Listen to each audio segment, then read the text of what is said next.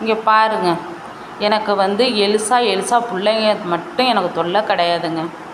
புடவை மடித்து மேலே வச்சுருந்தேன். இப்போ எலிசா குட்டிங்களுக்கு நான் பால் ஊற்ற போயிட்டு வரக்குள்ளேயும் மேலே மடிச்சிருந்த புடவை என்ன டிசைனில் கிடக்குன்னு பாருங்கள். அப்படியே பாருங்கள். என் புடவை மேலே தான் இதுங்க படுக்குமா? இது 4 இந்த மாதிரி என் புடவையை இழுத்து சுற்றி போட்டுட்டு இங்கே பாருங்கள். என் புடவை, என் போர்வை, என் தலைவாணி, என் பெட்ஷீட்டு இதில் தான் படுக்கிறேங்குதுங்க. கீழே போய் படுக்க மாட்டாங்குதுங்க. இங்கே பாருங்கள், எடுத்து போட்டு நான் மடித்து வச்சுருந்ததை இந்த மாதிரி பண்ணி வச்சா என்னதாங்க பண்ண முடியும்? இதுங்களெல்லாம் என்னங்க பண்ணலாம்? இங்கே பாருங்கள், எப்படி என் புடவை எப்படி கிடக்கு பாருங்க. பார்த்தீங்களா? இங்கே இருங்க, துவைச்சி நான் கஷ்டப்பட்டு முடியாததோட மடித்து வச்சுருந்தேன். இப்போ அது எப்படி கிடக்குன்னு மட்டும் இப்படி பாருங்கள். எல்லாம் அந்த புடவைக்குள்ளே கிடக்கு. இந்த பட்டு தான் அந்த பிள்ளையை பெற்று போட்டா. எலிசா அங்கே பெற்று போட்டுட்டு அங்கே தொந்தரவு பண்ணிக்கிட்டு இருக்கா. பட்டு இங்கே குட்டியை போட்டுட்டு இவளும் என்கிட்ட தொந்தரவு படுறா, என்னையும் போட்டு படுத்து எடுக்கிறா. இங்கே பாருங்கள், இந்த மாதிரிலாம் பண்ணால் நான் என்ன தாங்க பண்ண முடியும்? பார்த்துக்கோங்க, என் நிலமை இப்படி தான் ஓடிக்கிட்டு இருக்கு. பாருங்கள், நான் எந்த அளவுக்கு எப்படி பண்ணிக்கிட்டு இருக்கேன்னு பாருங்கள்.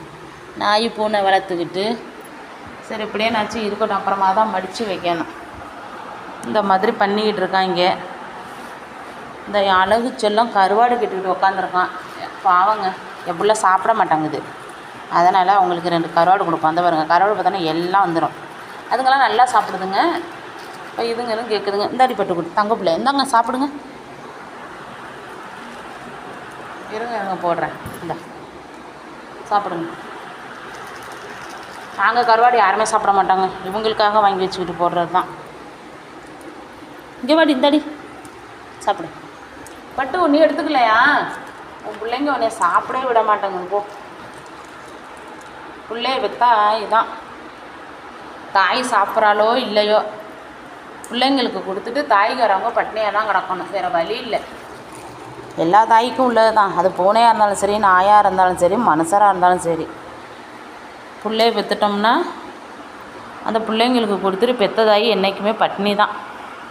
இது இயற்கையாக உள்ளது தானே. அந்த காலத்துலேருந்து இந்த காலத்தை வரை எந்த காலமாக இருந்தாலும் சரி, இனி வர காலங்களாக இருந்தாலும் சரி, இப்படி தான். ஒரு தாய் பிள்ளைன்னு பெற்றுட்டா என்ன பண்ணுவான்னா பிள்ளைங்களுக்கு தான் ஃபஸ்ட்டு, அப்புறம் தான் நம்ம சாப்பிட்டாலும் சரி சாப்பிடாட்டியும் சரி. அதே மாதிரி ஒரு இனமும் அப்படி தான் இருக்குது.